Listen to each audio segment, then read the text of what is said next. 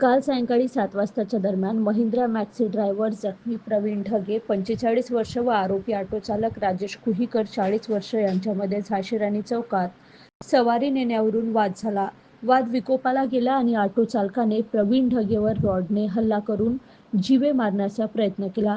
यात जखमी हा अतिगंभीर जखमी झाल्यामुळे त्याला अतिदक्षता विभागात उपचारासाठी दाखल करण्यात आले आहे, तर आरोपीला पोलिसांनी अटक केली आहे.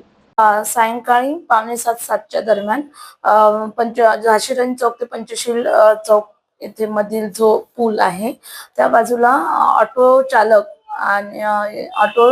आणि मॅक्स जो जखमी आहे तो मॅक्स चालवतो, तर यांच्यामध्ये सवारीच्या कारणावरून वाद झाला आणि त्या कारणावरून जो ऑटो चालक आहे, जो आरोपी आहे आपला राजेश मंगल कुहीकर यांनी जो जखमी आहे प्रमोद ढगे या रॉडच्या साह्याने जखमी केलेला आहे, गंभीर जखमी केलेला आहे.